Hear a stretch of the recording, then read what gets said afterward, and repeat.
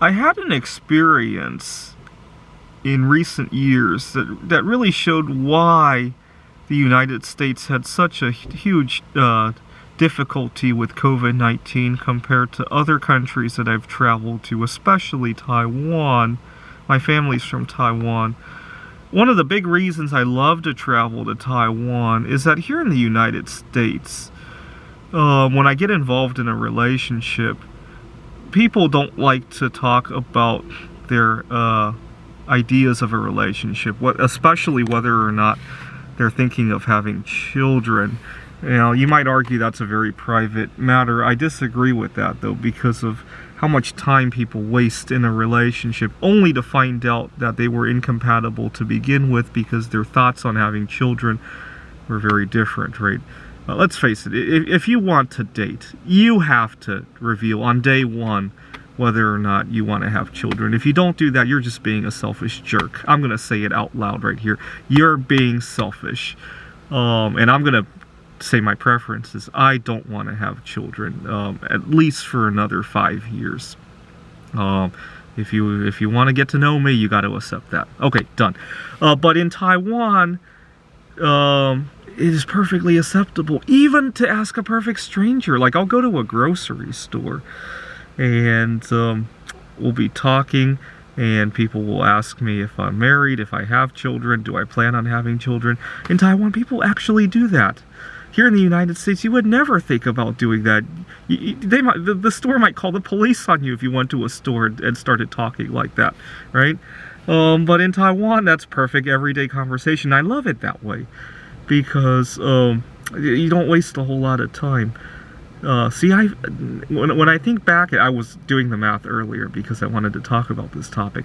I have wasted about a third of my adult life dating girls who weren't going to be compatible because of the children issue. And that's just one issue that we were incompatible with, right? There were tons and tons of other issues. I don't want to mention them all in this video. I think children is the big one, though, so I'm going to bring it up here. But it goes to show, when people say we're all in this together, we're all in this together. See, if we really were together as a species, can you imagine if another species, let's see, what's another species out there? Whether it be, I'm just looking around, those trees out there, well, I guess trees don't have sex, so that doesn't really apply, but maybe pets, or, see, right, I live in Seattle. Right now we have a rodent problem where I work, right? And imagine if rodents, if they wasted their time dating, and they weren't going to be a match anyway because they had different thoughts of children, or maybe they weren't able to have children together anyway because they were a different species, right? Imagine that if dogs and cats wasted time dating each other and they couldn't reproduce, obviously, right? Well, I guess in the lab I think they've done it a few times, okay, so are we really in this together? If we're gonna waste like a good percentage of our lifetimes dating somebody who's not going to be compatible, and then we obviously aren't going to reproduce, right?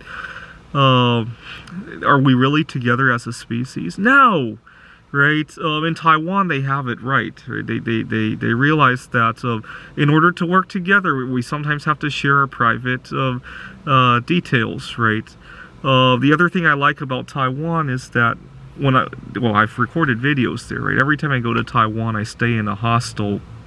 Here in the U.S., those kind of living arrangements are not very common because, again, people aren't really in it together, right? How are you supposed to meet somebody to produce the next generation if you're going to lock yourselves in like it's 2020 year after year after year, right? And so when I first heard we're all in this together, I thought that's not the United States. Other countries might be in it together, right? And sure enough, 6 months later, we have the worst outcome with COVID-19 and with all the other issues that we really need to be in it together, right? Every time we need to do something where all of us have to chip in some way, we fail miserably, right? Anyways, I thought I would point this out. One thing I'm really excited about is that in a lot of the Asian cultures, obviously birth rates have been dropping for a very long time, right? I'm hoping that COVID-19 and all the events of 2020 will reunite people together and hopefully get them to start reproducing again. And maybe 25 years later, I can start mingling with some of these people again, right? I hope to keep my body young. It's been a big inspiration for me to stay healthy, keep my body young, take lots of antioxidants and intermittent fasting and getting enough sleep, right? Sleep is always a sore subject for me because I get so curious. I don't want to sleep, right? I'm always researching something, machine learning.